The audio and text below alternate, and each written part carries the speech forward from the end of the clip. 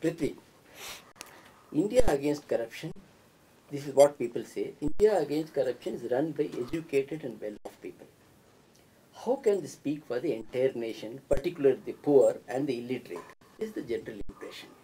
Can you clarify? You have spoken, but I think we want you to As far as I see it personally, I may be falling into the bracket that you just described. I look at it as my moral responsibility to fight for the voiceless people. Number two, there are very many millions of people in this country who are busy surviving. And like we said earlier in the show, expecting such a person to take time off from work is like asking them to give up survival, because they are on a day-to-day basis, they face so many difficulties that I don't think there is anything wrong if we take responsibility to voice their frustration and anger. But you would have, and one more thing, yes. You know this as well as I do. Parliament is a rich man's club. Do you think there are poor people in Parliament? Parliament is one of the richest men's club in the country. People say, even poor people enter Parliament, but by the time they come out, they are very rich.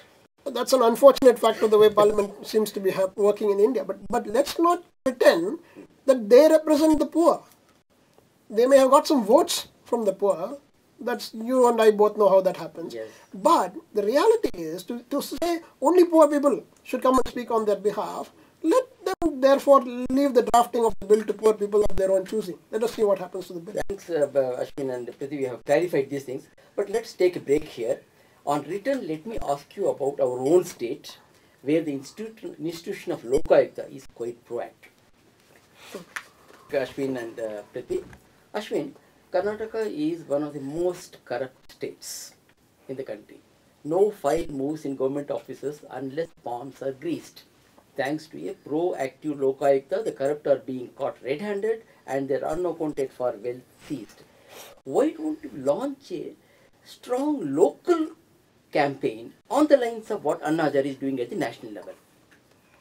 Karnataka is in a peculiar situation. We actually have a good Lokayukta with many of the powers that we want to see even in the national Lokpal. Of course, we would like even the Lokayukta to have even more powers. But as we are seeing, with the existing powers itself, the Lokayukta is able to do a phenomenal amount of work. We don't make a distinction between the national campaign and the state level campaign. If you look at the Jan Lokpal bill, we are asking for a single law that applies in the state as well as the center. So the campaign is the same. In different parts of the country, different people may join the campaign based on local realities and their perception of corruption in their respective states. That's bound to happen.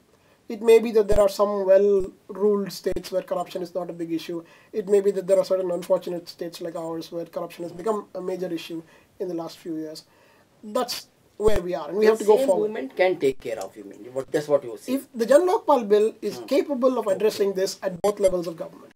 Prithvi, Lokayukta here, institution, I'm talking of institution, wants powers to put the corrupt behind bars. As of now, the government approval is needed to prosecute an official. Means a bribe taker, if you want to send them to jail, you need government's permission. Why don't you force the government to give these powers? You must step up pressure like what Anna and team did to the central government.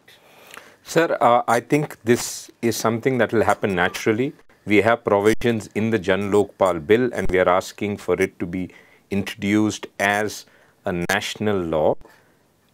As per the Jan Lokpal bill, the permission for prosecution from the state cabinet has been done away with, and if the Lokpal finds sufficient evidence to prosecute, he can go ahead with prosecution without asking for permission, because it's extremely difficult and strange that this same cabinet where you're a part of it has to give you permission to prosecute one of their colleagues. But I spoke to former Lokayukta Santosh Shekde the other day. He said it's very, very difficult. He says a bribe giver can be sent to jail in a day. Yes. But if a bribe taker, you need the government's permission. He said that is where my hands were tied when I was the local. It is a tough job. That's what I want you people to take up this issue at the local level, at the state level, and try to force the government like what Anna has done at the central level. Today, this is one of the things in the Lokpal bill, by the way. We are saying you are forced to give a bribe because there is no real clear definition of what the government official is supposed to do. One of the reasons why we ask for a charter of responsibilities for every government office is then it becomes written down. This is the job of the official. This is the timetable or timeline over which he has to do the job. The fact that he doesn't do the job should amount to obstruction of the public good. Therefore, you can go and take up action on that basis.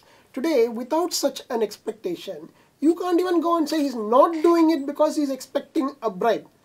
The onus becomes on you to prove that somebody is expecting a bribe.